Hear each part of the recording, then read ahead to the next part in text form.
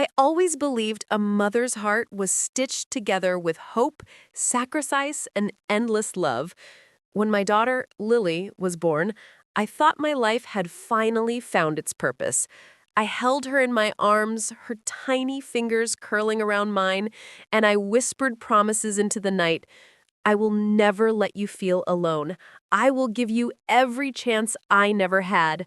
I will be the mother you deserve. Life wasn't kind to me from the start.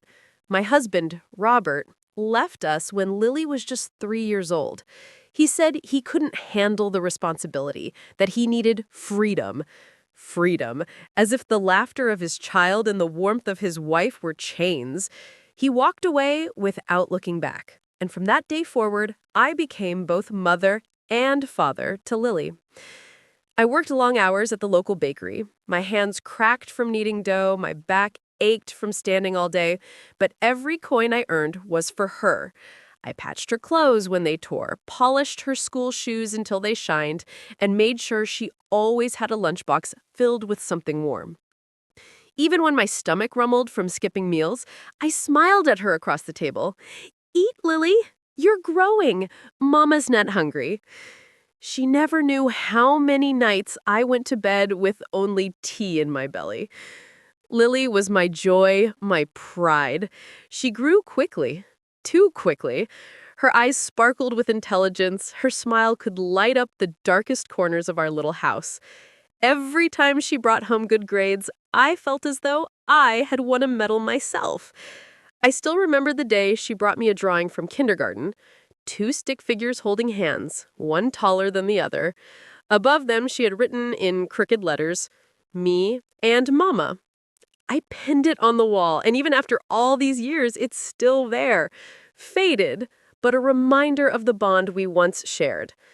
My dream for Lily was simple, that one day she would walk down the aisle in a white dress, radiant and happy, and I would sit in the front row, tears streaming down my face, knowing I had done my job as a mother. I imagined holding her bouquet while she fixed her veil, hugging her tightly before she stepped into her new life. I didn't dream of riches or fancy houses. My dream was only to see her happy and to be by her side when she reached life's milestones. But as Lily grew older, the world began to change her. She was embarrassed by my simple clothes, by the wrinkles on my face, by the calluses on my hands. I noticed it first when she was in high school. One afternoon, I went to pick her up, smiling as I waved from across the courtyard. She pretended not to see me. Later, she scolded me. "Mama, next time, don't come. Just let me walk home. People laugh at me because of how you look." Her words pierced me deeper than any knife, but I told myself it was just a phase. Teenagers are cruel without meaning to be. She would grow out of it. She had to. When Lily was accepted into university, I wept with joy. All those years of saving coins in a tin, of working double shifts, of wearing the same coat winter after winter, it all felt worth it. I packed her bags, tucked money into her wallet, and kissed her forehead. "Study hard, my love. Make me proud." She nodded, distracted, already dreaming of a bigger life.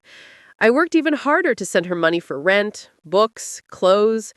Sometimes she called me, her voice hurried, always saying she was busy. But I didn't mind. I was just happy to hear her voice, to know she was okay. Whenever she came home for holidays, she seemed different. She wore expensive dresses, styled her hair in ways I had never seen before, spoke with a tone that felt unfamiliar. She no longer liked my cooking, no longer laughed at the silly jokes I used to tell. Still, I held on to the dream. One day, she'll find love. One day, I'll be there, sitting at her wedding, watching her start a family of her own.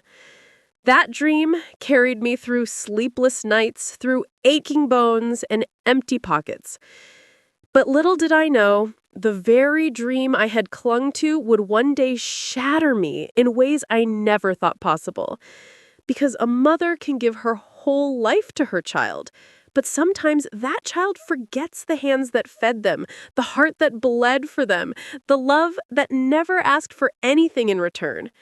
And I would learn that lesson the hardest way, when my daughter, my Lily, chose to leave me out of the most important day of her life. The years slipped by quietly, one after another. I aged, as mothers do, slowly, invisibly at first, then all at once. My hair turned from chestnut to gray. My skin gathered lines from decades of smiling through pain. But Lily, my Lily, blossomed into a woman I barely recognized. She came home less often after she graduated. At first, she made excuses. "Work is busy, Mama. The city is far. The train tickets are expensive." I believed her, because believing her meant I still mattered in her world. So I waited. I cooked her favorite meals on holidays, setting the table with care, only to sit alone when she didn't come. I'd keep the food warm until midnight, telling myself she was just late. But as the clock ticked into the next day, I'd finally put everything away. The silence louder than any words. The phone calls changed too. They used to be full of chatter, her telling me about classes, about friends, about dreams.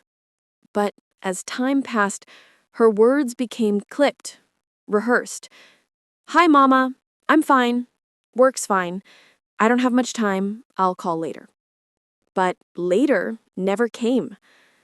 Once, when I called her on a Sunday, her voice sounded annoyed. "Mama, please don't call me so much. I'm busy. If I have something to tell you, I'll call." I sat there holding the phone long after she hung up, staring at the wall, feeling as though the air had been sucked out of my lungs.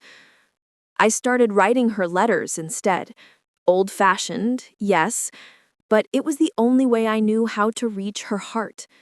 In those letters, I told her how the garden was growing, how the roses bloomed early that spring, how I missed her laughter in the kitchen. She never replied, but I kept writing, because mothers don't stop reaching even when their children stop listening. The first real crack appeared one summer afternoon. I was at the marketplace, carrying a basket of vegetables, when I heard two women whispering. "Did you see Lily? She was at that fancy restaurant last week with a man. Looked like her fiancé." "Fiancé? Really? Oh, she's moving up in the world, that girl." My hands trembled. The basket nearly slipped from my grip. Fiancé? My Lily? How could I not know? That evening, I called her. My heart raced. Hope and fear tangled inside me. "Lily, sweetheart," I began carefully. "I heard something today. Are you seeing someone?" There was silence on the line. Then she sighed, sharp and impatient. "Who told you that? Mama, please don't listen to gossip. And even if I were, it's none of your business." None of my business. The words landed heavy in my chest. How could her life, her happiness, be none of my business? Hadn't I built my world around her? Hadn't I carried her through nights of fever, through school exams, through every broken heart she cried about as a girl? But I didn't argue. I never argued with her. I only whispered, "I just want you to be happy, Lily. That's all I've ever wanted." She didn't respond. The line went dead a second later. It was only weeks later, when I was walking home from church, that I heard the truth in whispers again. A neighbor leaned in and said, almost cautiously, "Amelia, I heard Lily is getting married soon. Isn't it wonderful?" I froze. The street around me blurred. Married? My daughter was getting married, and I hadn't even heard it from her? I forced a smile, nodding weakly, but inside, my heart was breaking piece by piece. That night, I sat by the window long after the lamps burned out, staring into the darkness. My dreams of walking her down the aisle, of helping her into her wedding dress, of pressing her trembling hands in mine one last time before she became a wife, all those dreams began to crumble. But still, I clung to hope. Maybe it was a misunderstanding. Maybe she was waiting for the right moment to tell me.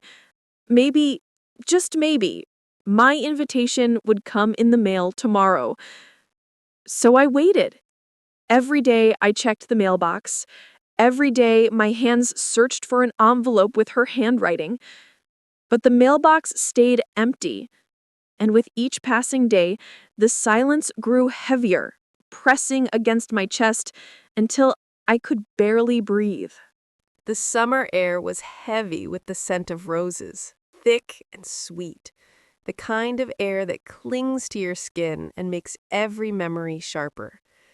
It was a Saturday morning, quiet and still, when I noticed the village seemed unusually alive. Cars lined the street, strangers in elegant clothes passed by, and bells chimed from the church at the edge of town.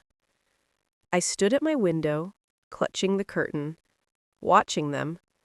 My heart sank with every passing carriage of flowers, every woman in a dress more beautiful than the last. And then I heard it. A neighbor's voice carried on the breeze, loud enough to pierce the glass. "Lily looks like a princess, doesn't she? What a beautiful bride!" The words slammed into me. My knees buckled. Lily! My Lily! Today was her wedding. But I was here, alone. No dress to prepare, no corsage pinned to my chest, no seat reserved in the front pew for her mother. My daughter was marrying, and I hadn't even been told. For a moment I thought I might faint, but something inside me refused to collapse. I couldn't just sit there. I had to see her, even if from afar. I had to know it was true. I wrapped a shawl around my shoulders and walked, step by trembling step, toward the church. My old shoes scuffed the road, my hand shook, but I pressed on. When I reached the church, the sight stole the breath from my lungs. There she was. Lily, my baby, dressed in white silk that shimmered in the sunlight. A veil fell delicately over her face, but I could still see the glow, the smile that once belonged only to me. She laughed, radiant, her arm looped through her groom's. Everyone clapped, everyone cheered, and I stood at the edge of the crowd, hidden behind a tree, tears blurring my vision. I wanted to rush forward, to shout her name, to remind her I was here, that I was her mother, that no wedding should happen without me. But my feet wouldn't move. My heart, fragile and cracked, held me still. As the couple walked inside, the guests followed, their chatter bright and careless. I stayed outside, clutching the rough bark of the tree, my fingers digging into it until they hurt. I could hear the organ begin to play, muffled through the church walls. I imagine her walking down the aisle. I imagine her eyes shining, her hands trembling, her lips whispering vows. And I imagined what it would have been like if I were there, sitting in the front row, my chest swelling with pride, tears streaming freely because my daughter had found love. Instead, I was an outsider, peering into a life I had no part in. The ceremony lasted less than an hour, but it felt like a lifetime. When the bells rang again and the doors opened, the crowd spilled out, showering the bride and groom with petals. Lily threw her bouquet. She laughed, radiant, spinning in the arms of her new husband. And then, for the briefest second, her eyes swept the crowd and landed on me. I froze. Our gazes locked. Her smile faltered, just slightly, almost imperceptibly. Then she looked away, linking her arm tighter with her husband's, as though I wasn't even there. That was the moment I knew. I hadn't been forgotten. I had been excluded, deliberately. The weight of that truth pressed down on me harder than the years ever had. She had chosen to erase me from this day, to carve me out of her happiness as though I didn't exist. The petals scattered in the air, the crowd roared with joy, and I turned away, my shawl wrapped tightly around me, walking slowly back home as the bells of celebration echoed in my ears. Each chime felt like a nail, sealing the coffin of our bond. I wasn't just left out of her wedding. I had been left out of her life. The bells of Lily's wedding faded into the distance, but their echoes stayed inside me long after the last car left the church.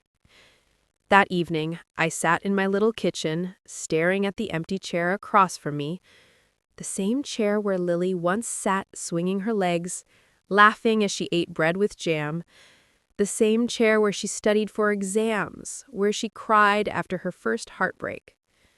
But now, that chair sat still, silent. I poured myself a cup of tea, though I barely tasted it. My hands trembled as I lifted the cup, the porcelain clinking against the saucer. My heart felt heavier than it ever had, like a stone pressing down on my chest. I had given her everything, my time, my love, my sacrifices that no one else saw. Every wrinkle on my face carried her story. Every ache in my bones came from nights I stayed awake for her. And yet, when her happiest day arrived, there was no space for me. No seat, no mention, no invitation. It was not a mistake. It was a choice. For days, I tried to understand why. Was I too protective, too strict? Did I love her so fiercely that she felt smothered? Or had she simply outgrown me, replacing the roots of her childhood with the wings of her new life? I will never know. But I do know this. Silence from a child cuts deeper than words. To be ignored, to be left out, is a kind of wound that no doctor can heal. The neighbors whispered afterward, of course. They tried to console me with half-truths. Perhaps she didn't want to burden you with travel, Amelia. Maybe the invitation was lost in the post. I nodded politely, but I knew better. A mother always knows. Nights stretched into weeks, and I found myself walking through the house like a ghost. I would brush my hand against Lily's old bedroom door, half expecting to hear her voice calling, "Mama, can you help me with this?" But the only sound was the creak of the floorboards. Grief is a strange companion. It doesn't come all at once, like a storm. It trickles in slowly, quietly, until one day you realize it has filled every corner of your soul. And yet, somewhere in the hollow of that grief, a seed of strength began to grow. One evening, as the sun dipped low, painting the sky in hues of orange and violet, I sat on the porch with my shawl around my shoulders. The air was cool, but gentle. I listened to the crickets, the distant laughter of neighbors, the rustle of leaves. And I realized something. I had been waiting all my life for Lily to need me, for her to come home, for her to love me the way I loved her. But waiting had chained me to a future that wasn't mine to hold. I couldn't change her choices. I couldn't force my way into her life, but I could choose mine. So, I began again. Slowly, tenderly. I joined the women at the church who knitted blankets for the homeless. I planted new roses in the garden, bright red ones, the color of resilience. I wrote in a journal. Not letters to Lily anymore, but letters to myself. Reminders that I was still here, still breathing, still worthy of love. And when people asked about the wedding, I simply smiled sadly and said, "Sometimes life writes stories we never expected, but even stories with heartbreak can still teach us something." Because here is the truth, my dear ones. Love should never be begged for. Respect should never have to be demanded. And no mother, no parent should ever have to wonder if they are worthy of their child's heart. If you are listening to me now, remember this. Your worth is not measured by how others treat you, even if they are your own flesh and blood. Your worth is in the life you have lived, the love you have given, and the strength you still carry. Lily may have had her wedding without me, but I will not let the absence of her love erase the fullness of my own. I am Amelia. I am a mother. I am a woman who loved deeply and lost painfully. And yet, I rise. Because even an empty chair at the table teaches us the most powerful lesson of all. Sometimes the people we give our hearts to may leave us, but our hearts still beat. Our stories still matter, and our lives are still worth living. This was not the ending I dreamed of, but it is the lesson I now share with you.